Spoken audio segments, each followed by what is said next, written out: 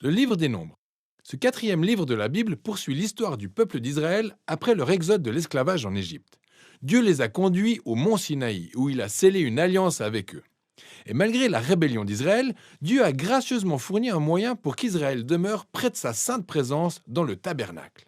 Le livre des Nombres débute donc au moment où le peuple d'Israël termine son séjour d'un an au mont Sinaï et se met en route pour le désert en direction de la terre que Dieu a promise à Abraham. La structure de ce livre est, tout comme son récit, ponctuée par les différentes étapes du périple d'Israël. La première section s'ouvre tout d'abord sur le mont Sinaï, mais ensuite les Israélites se mettent en voyage jusqu'au désert de Paran. De là, ils voyagent encore jusqu'aux plaines de Moab, situées juste en face de la terre promise. La première partie commence avec un recensement par lequel le peuple est dénombré, d'où le nom du livre. S'ensuit une liste de lois sur l'organisation du camp que les tribus d'Israël devaient respecter. Alors le tabernacle devait être situé bien au centre, puis encadré par les prêtres et les lévites. Et autour d'eux étaient soigneusement disposées les 12 tribus avec celle de Juda à leur tête. C'était une disposition symbolisant la manière dont la sainte présence de Dieu devait être au centre de l'existence du peuple d'Israël. Ensuite, on a toute une série de lois approfondissant celle sur la pureté du livre de Lévitique.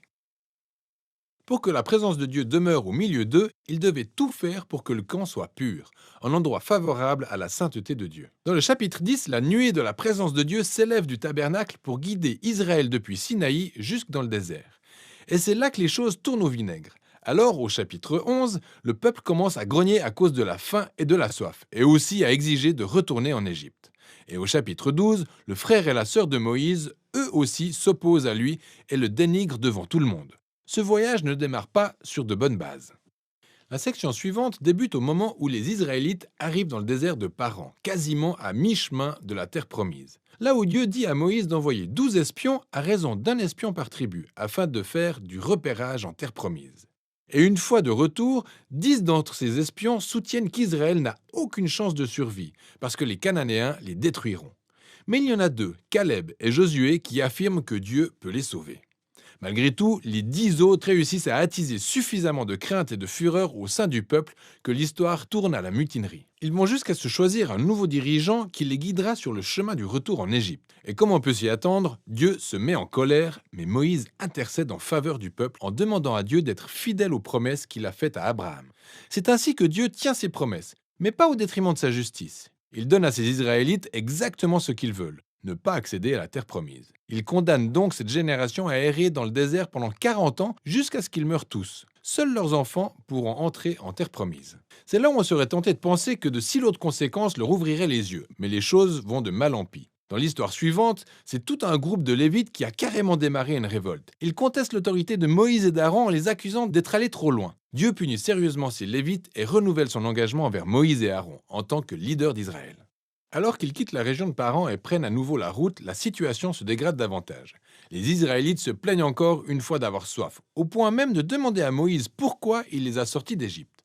Dieu dit à Moïse de parler à un rocher et faire jaillir de l'eau pour l'ensemble du peuple. Mais Moïse ne suit pas les ordres à la lettre et dépasse les bornes. Il frappe le rocher 2 fois en disant « Bande de rebelles, devons-nous sortir l'eau de ce rocher ?» Par ses propos, Moïse a déshonoré Dieu en prenant la place de celui-ci comme si tout seul, il serait capable de faire jaillir l'eau. C'est ainsi que Moïse s'est condamné à subir le même sort que la génération du désert. Lui aussi mourra dans le désert et ne posera jamais les pieds sur la terre promise. Juste après ça, les Israélites se révoltent encore une fois et Dieu fait tomber sur eux un jugement très étrange. Des serpents venimeux viennent les mordre. Une fois de plus, Moïse intercède en faveur du peuple. Et Dieu lui donne l'instruction suivante. Faire un serpent de bronze et le hisser au sommet d'un poteau, afin que quiconque regarde ce serpent soit guéri de la morsure des serpents venimeux. C'est un symbole très étrange, mais qui révèle la dualité propre à Dieu alors qu'il reste fidèle à son alliance. Il a raison de punir avec justice les Israélites suite au péché et au mal qu'ils ont commis. Mais même la justice de Dieu se transforme en une source de vie pour ceux qui se tourneront vers Dieu pour obtenir la guérison. À partir de là, le peuple part en direction des plaines de Moab. Et la première partie principale de cette section parle essentiellement de l'étrange personnage qu'est Balaam. Alors le roi de Moab est pris de panique en voyant ce peuple nombreux parcourir son territoire. Il se résout donc à embaucher Balaam, un sorcier païen, pour jeter des sorts à Israël. Mais à 3 différentes reprises, Balaam réalise qu'il ne peut pas les maudire. Il ne peut prononcer que des bénédictions sur Israël. Rappelez-vous la promesse de Dieu faite à Abraham dans Genèse 12. Non seulement Balaam est dans l'incapacité de maudire Israël, mais Dieu lui donne la vision d'un futur roi israélite qui un jour apportera la justice de Dieu à toutes les nations.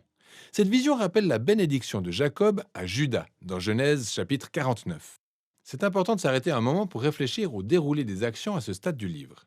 Les épisodes de rébellion dans le désert ne font que s'accumuler et s'aggraver.